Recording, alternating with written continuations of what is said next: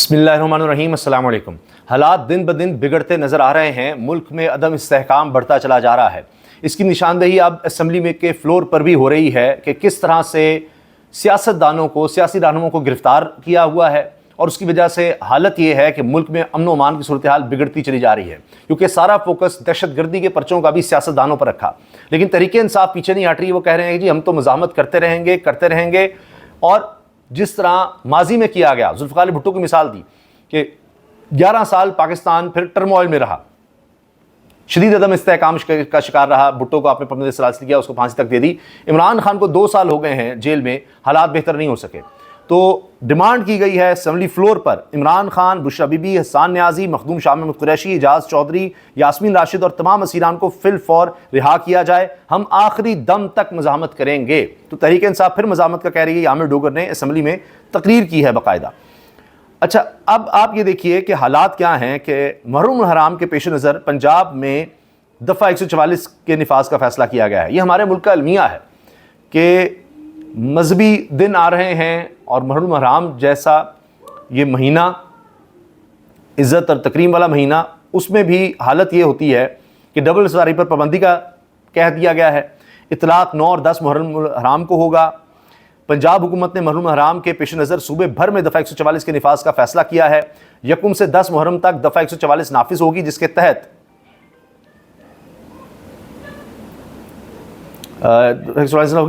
Majaz authority की इजाज़त के बगैर अवामी मकामात पर हर किस्म के हथियार और आतिशगीर मवाद की नुमाइश, अवामी जज्बात, अक़ीदों और फ़िरक़ों को भड़काने वाले इश्तियाल अंगेज़ नारों और इशारों पर मुकम्मल पाबंदी होगी। डबल सवारी पर पाबंदी का इतलाक़ 9 और 10 मुहर्रम हराम को होगा। बुजुर्ग शहरियों, ख़वातीन और कानून नाफिज करने वाले इदारों के एहलकार डबल सवारी की पाबंदी से मुस्तस्ना होंगे। मुहर्रम हराम के जुलूसों और मजालिस में कोई नई इख्तरा नहीं होगी। किसी भी ज़राए या इसके अलावा कहा जा रहा है जी, किसी भी ज़राए या डिवाइस से फ़िरक़ा वाराना नस्ली मुनाफ़रत को हवा देने वाले बयानात और तबसरों पर भी पाबंदी होगी।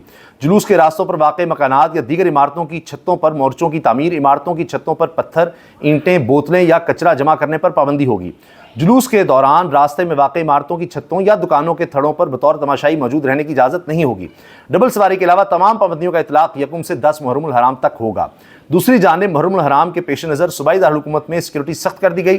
डॉल्फिन स्क्वाड PRU शहर भर में सिक्योरिटी के हवाले से हाई अलर्ट हैं। डॉल्फिन फोर्स ने मुल्तान रोड पर स्याह शीशों वाली गाड़ी से आतिशी असलहा बरामद करके 5 मुलजिमान को गिरफ्तार कर लिया। बरामद शुदा असले में 2 राइफलें, 3 पिस्तौल, दर्जनों गोलियां, मैगजीन शामिल हैं। SP डॉल्फिन असलान जाहिद के मुताबिक मुलजिमान काशिफ अली, मोहम्मद राहत, अजीम अनवर, मोहम्मद मनसब, बिशारत अली को थाना चूंग के हवाले कर दिया गया। ये जनाब कार्रवाइयाँ अब शुरू हो चुकी हैं। अच्छा, इसके साथ साथ ये देखिए कि अब हालात क्या हैं, जो मैं आपको हालिया दिनों की सिर्फ चंद खबरें आपसे शेयर करने लगा हूँ। एक तो ये जी पशीन डिस्ट्रिक्ट है बलूचिस्तान का, वहाँ पर जमीयत उलमा इस्लाम के एक एक्टिविस्ट, उनको जाँ भाग कर दिया गया। 2 लोग इसमें ज़ख्मी हुए हैं और दाइश ने इसकी जिम्मेदारी कबूल की है। ये हालिया दिनों की आप खबरें देखिए। फिर DI खान में फितनल खारिज का पुलिस पर हमला, जवाबी कार्रवाई में 2 दहशतगर्द हलाक हुए हैं, 2 ज़ख्मी हुए हैं। खुरासान डायरी के मुताबिक पुलिस के 2 लोग शहीद हुए हैं जब नामालूम लोगों ने एक रेस्टोरेंट पर स्वाबी डिस्ट्रिक्ट में उन पर फायरिंग की, ये जुम्मे के दिन, और फिर वो वहाँ से हमलावर फरार हो गए। फिर क्वाडकॉप्टर इस्तेमाल करने लगे हैं दहशतगर्द। ये पता चल रहा है कि पुलिस स्टेशन के ऊपर जो लगे हुए थे सोलर पैनल, उनको नुकसान पहुँचाया बन्नू में। खुरासान डायरी कह रहे हैं use of quadcopters drones bye non state actors has increase many fold in the last few months. फिर 2 फौजी शहीद हुए हैं हमारे, 7 ज़ख्मी हुए हैं। आप अंदाज़ा लगाइए, 21 जून की खबर है।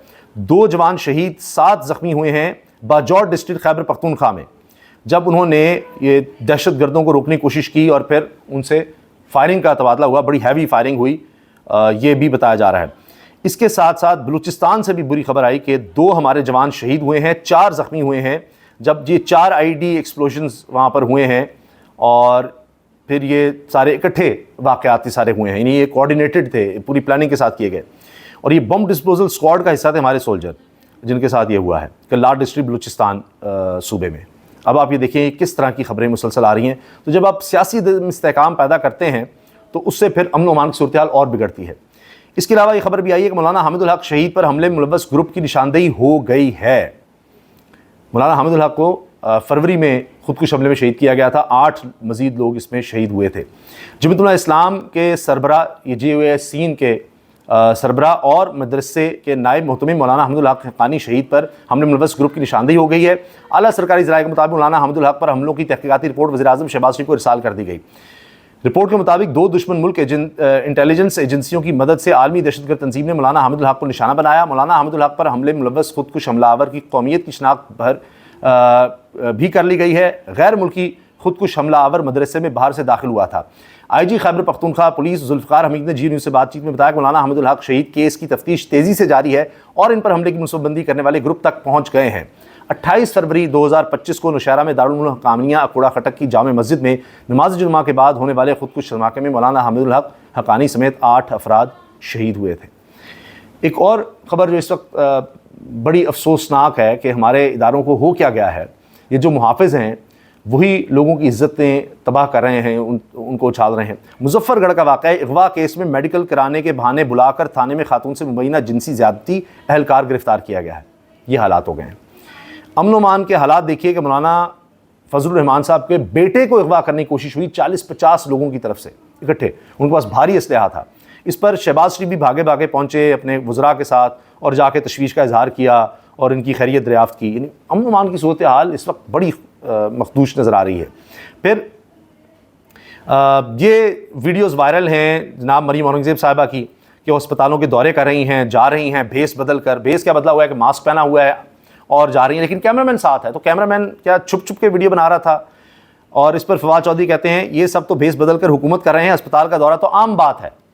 ये तो हुकूमत कर रहे हैं भेस बदल कर, यानी ये असल में लोगों के रिप्रेजेंटेटिव नहीं है, इन्होंने भेस बदला हुआ है, भेस बनाया हुआ है, लोगों ने इनको वोट ही नहीं दिया। तो फिर कैमरे साथ हैं, सारे विजुअल्स बन रहे हैं, क्या लोगों से वो पूछ रही हैं, बात ज़रूर कर रही हैं, मगर ये इनकी एफर्ट्स अपनी जगह। मगर हकीकत क्या है? हकीकत तो इससे बिल्कुल और तरफ हमें नज़र आती है कि हॉस्पिटल्स की सूरत हाल ये है कि जो बुनियादी सहूलियात है वही नहीं है। जाके आप छापे मार रहे हैं या मार रही हैं मरीम औरंगज़ेब साहबा। पंजाब के बड़े अस्पताल मुकम्मल मुफ्त अद्वियात फराहम करने में नाकाम। महकमा सेहत के अदाद शुमार में इंकशाफ हुआ है कि निश्तर डेंटल हॉस्पिटल मुल्तान में 69% मरीज़, 70% से एक कम, 69% मरीज़, 69% मरीज़ मुफ्त अद्वियात से महरूम। पंजाब डेंटल हॉस्पिटल लाहौर के 61%, साहिवाल टीचिंग अस्पताल के 57%, गंगाराम अस्पताल में 55% मरीज़, गुजरांवाला अस्पताल में 52%, मेयो अस्पताल में 46% मरीज़ मुफ्त अद्वियात से महरूम। किसी भी अस्पताल में 100% मुफ्त अद्वियात नहीं मिल रही। रोज़नामा दुनिया में सजाद काज़मी की खबर है, ये देख लीजिए आप।